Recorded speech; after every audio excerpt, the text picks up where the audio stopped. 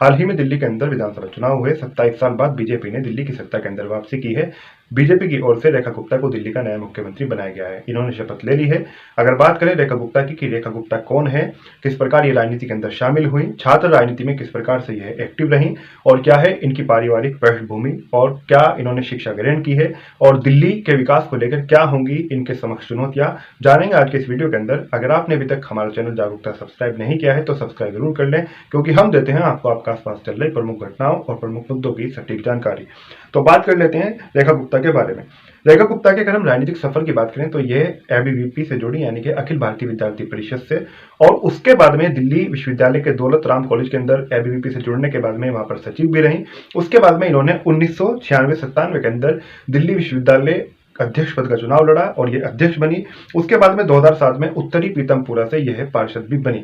अब उसके पश्चात रेखा गुप्ता की अगर बात करें, ये विधायक कब बनी, तो ये अभी फिलहाल फर्स्ट टाइम विधायक बनी है दिल्ली की शालीमार बाग विधानसभा सीट से।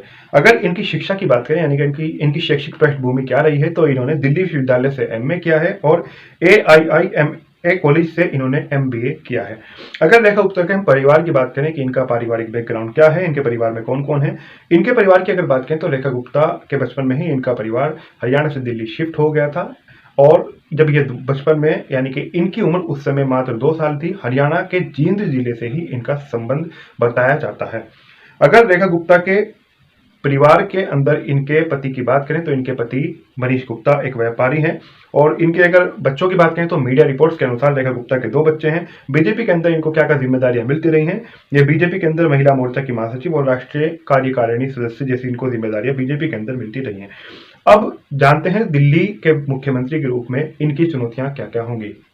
दिल्ली के अंदर मोहल्ला क्लिनिक की व्यवस्था, यानी कि जहां पर अव्यवस्थित है उसको सही करना, दिल्ली का जो ट्रैफिक जाम है और दिल्ली की वो घटना या फिर ये कहें कि वो कहानी या फिर दिल्ली का वो परिचय, दिल्ली के अंदर यानी कि कूड़े के पहाड़, दिल्ली के कूड़े के पहाड़ को स्थायी रूप से हटाना, यमुना को साफ करना और इससे अतिरिक्त जैसे कि DTC बसों की कमी है, इस तरह की जो तमाम समस्या दिल्ली के अंदर दिल्ली आने जाने वाले लोगों को और दिल्ली के अंदर टूटी हुई सड़कें, चाहे वो दिल्ली के रहने वाले लोग हों, उनको उठानी पड़ती हैं। तो इस तरह की जो चुनौतियां हैं, अब ये आने वाला समय ही बताएगा कि रेखा गुप्ता किस प्रकार से उन सभी समस्याओं का समाधान करती हैं, इन सभी चुनौतियों से वे निपटती हैं। हमारे द्वारा दी गई जानकारी आपको कैसी लगी कमेंट करके जरूर बताएं। अगर आपने अभी तक हमारे चैनल जागरूकता सब्सक्राइब नहीं किया है तो सब्सक्राइब जरूर कर लें।